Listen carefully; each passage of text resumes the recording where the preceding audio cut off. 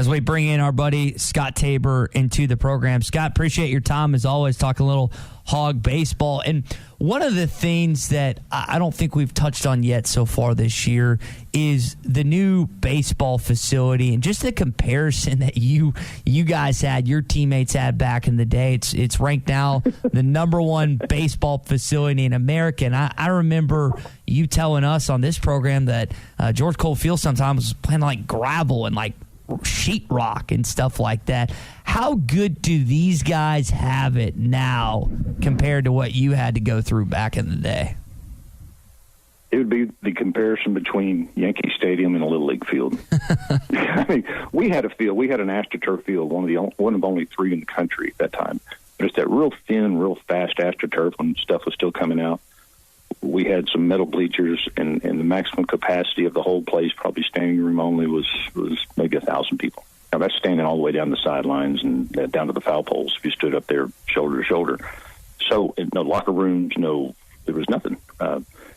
It's night and day for comparison.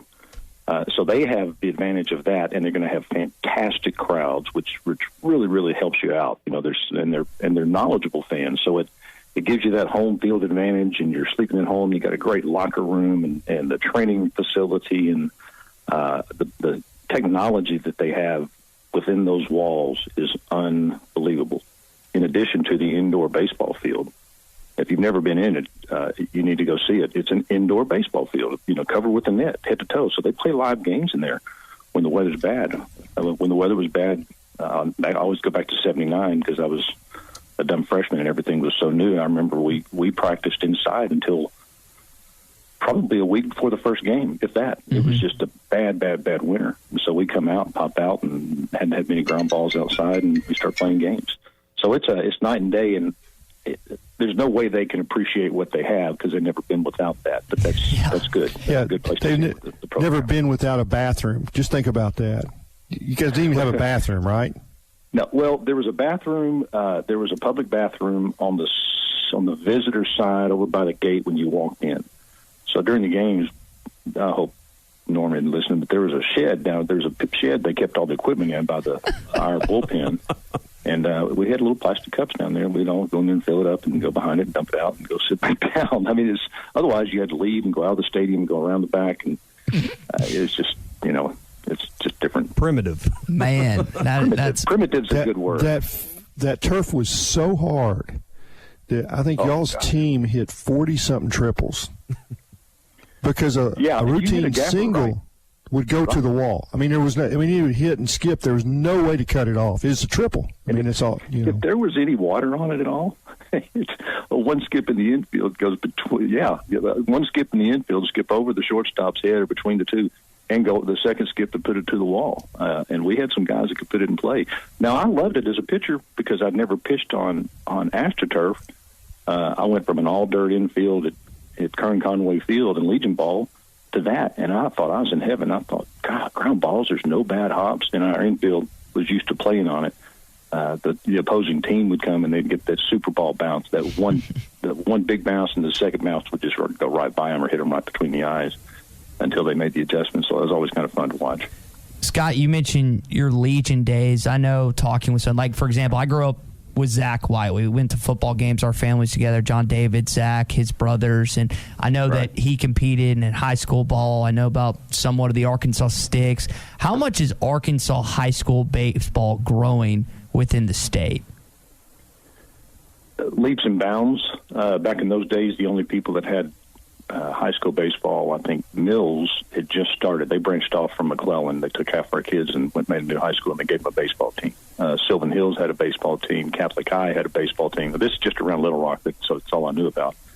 Other than that, I didn't know of anybody. I know a lot of the smaller schools up north, and they had some baseball teams. But Coach O'Brien would tell you the same thing. He goes, we didn't have high school baseball then, so or many baseball teams. So he was prowling Legion tournaments and stuff, and they actually had to go to games and watch. And they hear about a kid and they want to go see him.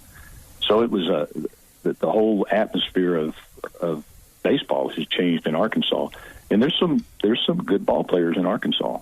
A lot of them get overlooked because of the fact that they're not in huge programs and they're not playing in. That's why the sticks is so important. And my son has played in some summer teams, and the exposure that those coaches can get to the kids, but it costs a pretty penny. I mean, they charge you pretty good to play for those teams. So it's a hit and miss deal, I guess. And even if they're paying all that money, it's still kind of a hit and miss deal. Go ahead, Clay. Clay, what you got? When you watch this team, what classification of minor league baseball? And you played all the way to AAA, right, Scott? Correct. Right. When you see what Arkansas has, and there have been enough games now, I think you've seen several.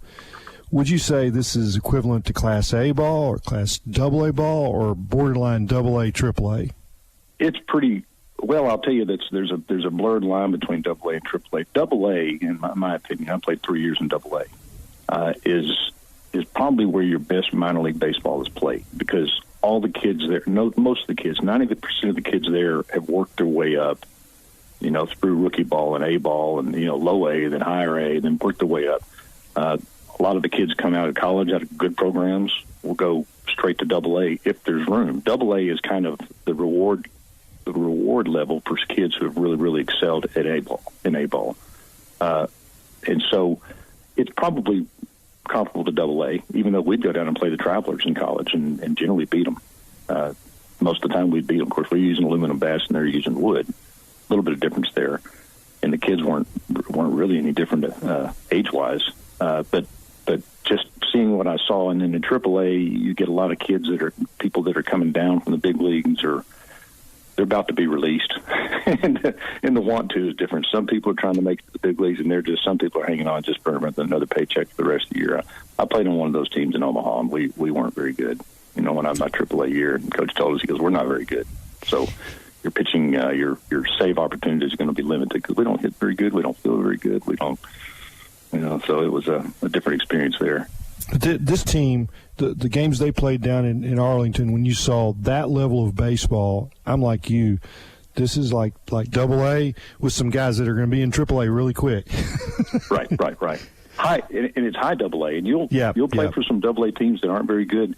It's like any organization. It just depends. It's like college. Sometimes you just get that special group that comes through. They may not have been that great, but in pro ball it's different because you got different kids coming in during the season, even trading, going up and going down, and getting released, and so your roster's changing all the time. But it's high school or college, either one. You'll just get that special group that comes in, and they're good. It's like our basketball team right now.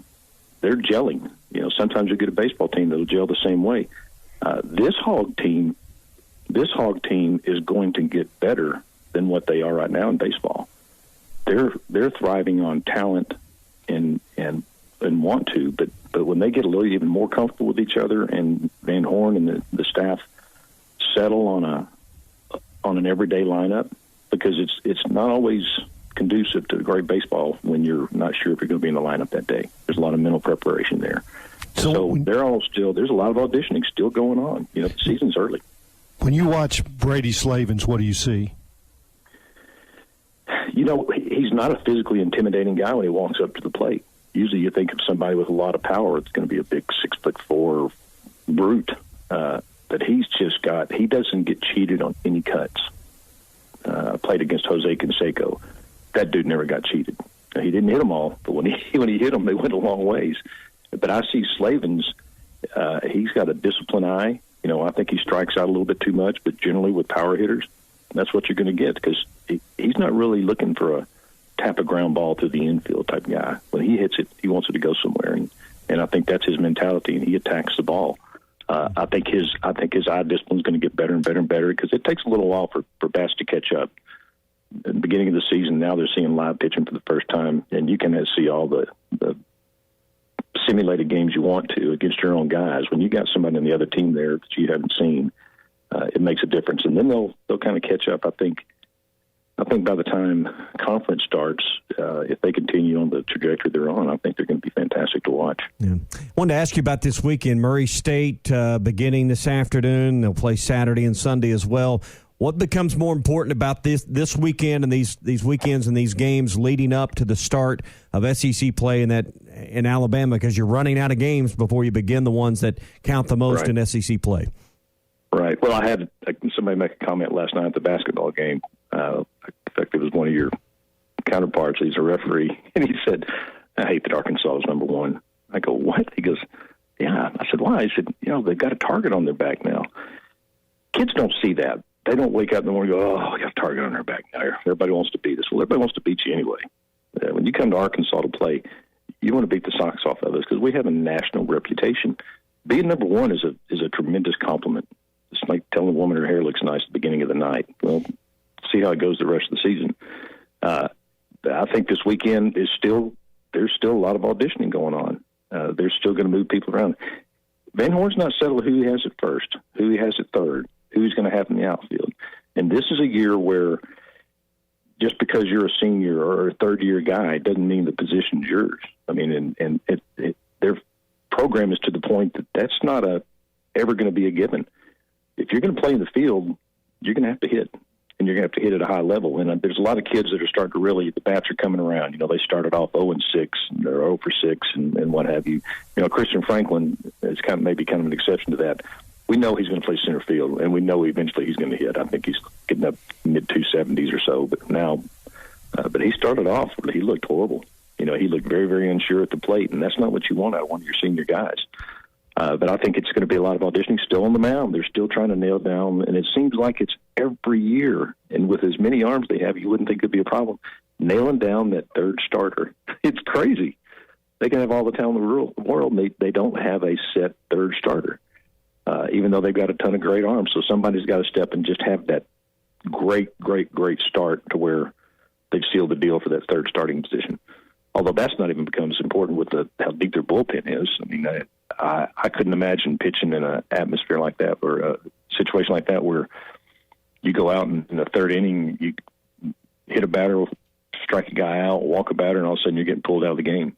I couldn't imagine not being able to work out of stuff because I was always working out of bad situations.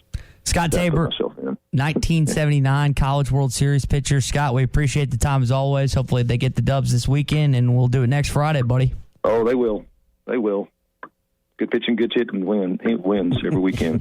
All right, buddy. All right, have a good weekend. We'll talk to you next week. See y'all later. All right, Scott Tabor with us here on the Morning Rush.